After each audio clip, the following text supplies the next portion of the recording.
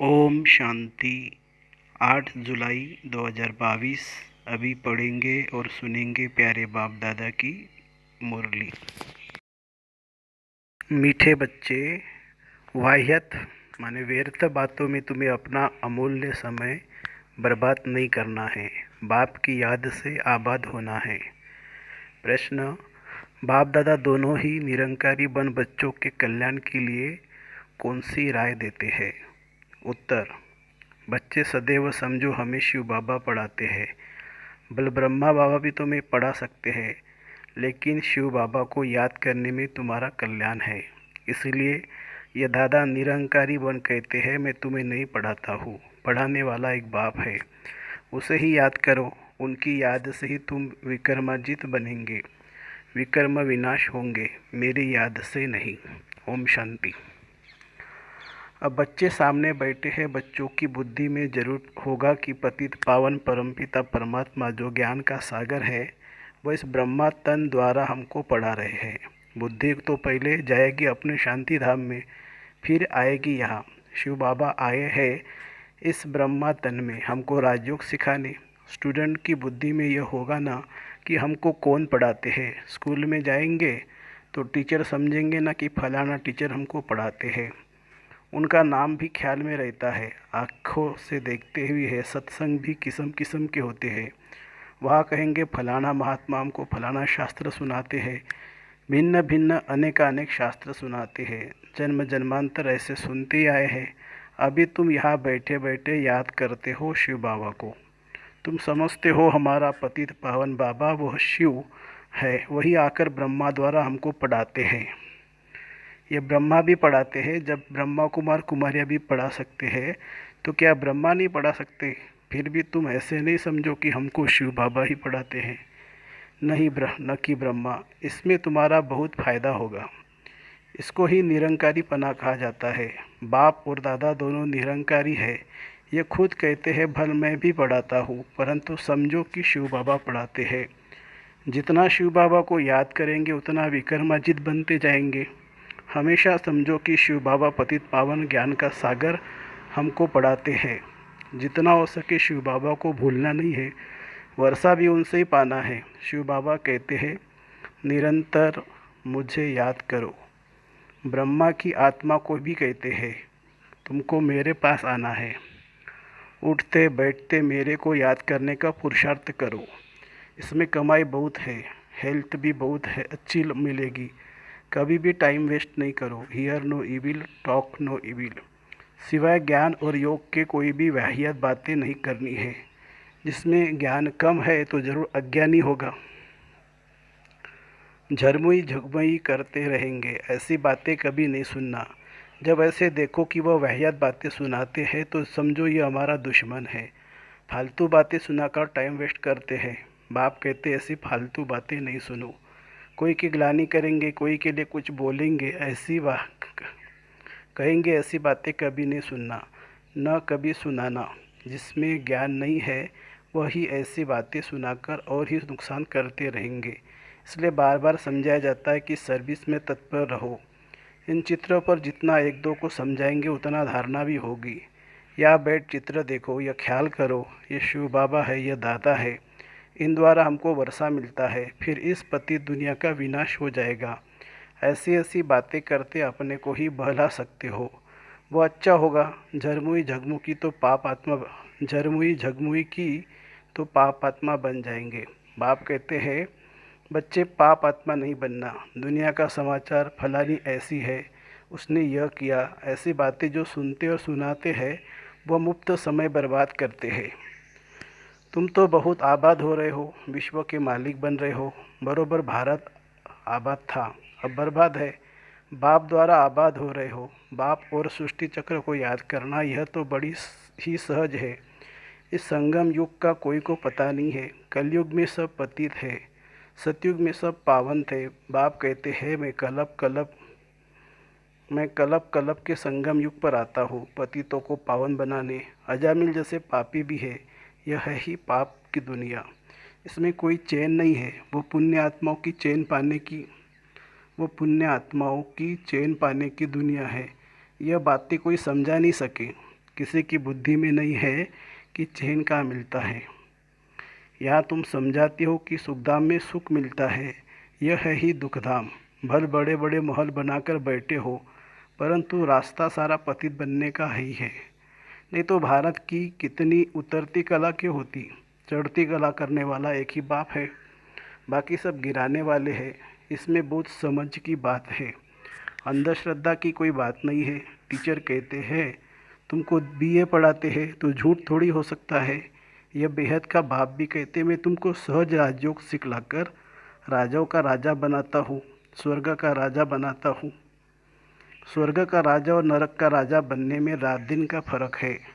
नरक में जो राजा रानी बनते हैं वह दान पुण्य से बनते हैं, अल्पकाल का सुख मिलता है, और स्वर्ग का राजा रानी बनते हैं पढ़ाई से।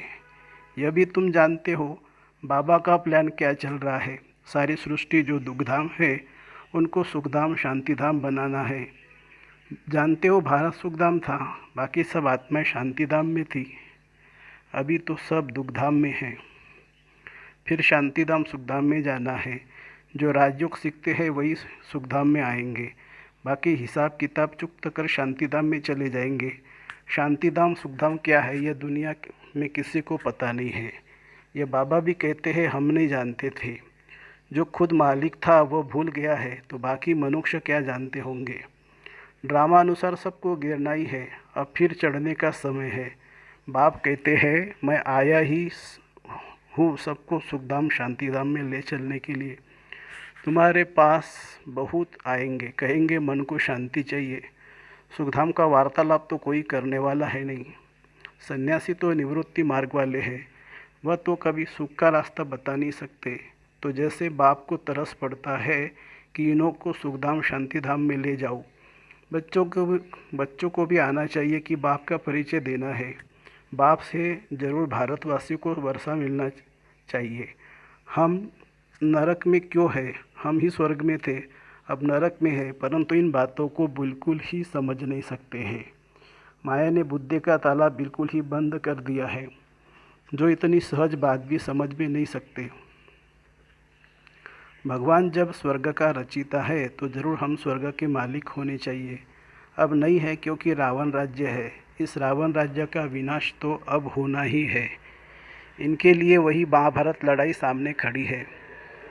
वहाँ सहज बड़ा सहज है, परंतु जब किसी की बुद्धि में बैठे, बुद्धि में न बैठने के कारण आपस में झरमुई झगमुई बहुत करते हैं, टाइम बर्बाद करते हैं। ऐसी बातें कानों से कभी नहीं सुनना। तुम अपनी पढ़ाई में तत्पर रहो, तब ही पद मिलेगा। पाठशाला में जो अच्छे स्टूडेंट होते हैं वो बहुत अच्छी रीति पढ़ते हैं। इम्तहान के दिनों में खास एकांत में जाकर पढ़ते हैं कि कहाँ नापास न हो जाए। नापास होने वाले धक्के खाते रहेंगे। बाप कहते हैं जितना हो सके एक बाप की याद में रहो। सजनी की साजन से सगाई हुई और बस छाप लगी, अच्छा आज शादी की, कल पति मर गया, सारी आयु उसको याद करती रहेगी। अब वह तो पतित बनाने वाले हैं। बाप कहते हैं मैं तुमको स्वर्ग का मालिक बनाता हूँ। तो ऐसे बाप को कितना याद करना चाहिए। माया तुम्हारा योग तोड़ने की बहुत कोशिश करेगी, परंतु तुमको बहादुर रहना है। संकल्प बहुत तूफान लाएंगे जो अज्ञान काल में भी नहीं आते थे। जैसे वैद्य लोग कहते हैं इनसे डरना नहीं है, ऐसे नहीं डर कर जाए दूसरी दवाई करो। नहीं, बाबा भी कहते हैं डरना नहीं है। मनसा के तूफान बहुत आएंगे, लेकिन कर्मेंद्रियों से कोई विकर्म नहीं करना है। एक दो को ज्ञान सुनाकर कल्याण करना। बाबा बहुत समझाते हैं कि तुम अपनी मस्ती में मस्त रहो। घर में गीता पाठशाला खोलो। Charity begins at home. बच्चों को भी स्वर्ग का मालिक बनाओ। बाप स्त्री को बच्चों को रचते हैं सुख के लिए। तुम भी जानते हो हम भविष्य के लिए कमाई करते हैं, तो क्यों नहीं स्त्री बच्चों आदि को भी कराए। उनको घड़ी घड़ी बोलो धंधा धोरी भल करो, सिर्फ बाप को याद करते रहो। यह प्रैक्टिस ऐसी पड़ जाए जो पिछाड़ी में विनाश के समय एक बाबा की ही याद रहे।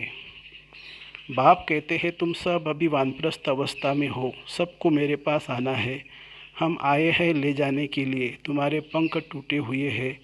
सन्यासी तो ब्रह्म तत्व को याद करेंगे, वह बाप को याद कर न सके। हाँ, जो देवता धर्म वाला होगा वह मानेगा और शिव बाबा को याद करने लग पड़ेगा। ब्राह्मण बनने बिगर देवता तो बन न सके, वर्णों की बाजोली है ना। शूद्र वर्ण के थे, अब ब्रह्मा द्वारा ब्राह्मण बन दादे का वर्षा पा रहे हैं। शूद्र से ब्राह्मण बने हैं, फिर हम नई दुनिया में मालिक बन जाएंगे। ब्राह्मण है सबसे उच्च, ब्राह्मणों की चोटी है ना। हम बाजोली खेलते हैं, इसमें 84 जन्म का ज्ञान सेकंड में मिलता है। जैसे बाजोली खेलते खेलते तीर्थों पर जाते हैं ना, इतना महत्व रहता है, बड़ी भावना से जाते हैं। आजकल तो तीर्थों पर भी शराब आदि पीते हैं। आदत होती है तो छिपा कर जेब में बोतल ले जाते हैं। बाबा सब बातों का अनुभवी है। रथ भी बाबा ने पूरा अनुभवी लिया है। इनको भी बाप कहते हैं, तुमने बहुत गुरु किए, सत्संग किए हैं, परंतु अब वह सब भूल जाओ। अभी जो मैं सुनाता है वही सुनो। भगवान ने अर्जुन को कहा, रथ तो वास्तव में यह है, रथ में रति है शिव बाबा। तुम सब अर्जुन हो गए। बाकी घोड़े गाड़ी की तो बात ही नहीं है, न सेना की कोई बात है। वह है भक्ति मार्ग, यह है ज्ञान मार्ग। भक्ति की डिपार्टमेंट ही अलग है। ज्ञान देने वाला एक बाप है, बाकी तो सब भगत है। सारी दुनिया के जो भी मनुष्य है, सबकी आत्मा कहती है ओ गॉड फादर। आत्मा समझती है वही आत्माओं का बाप है।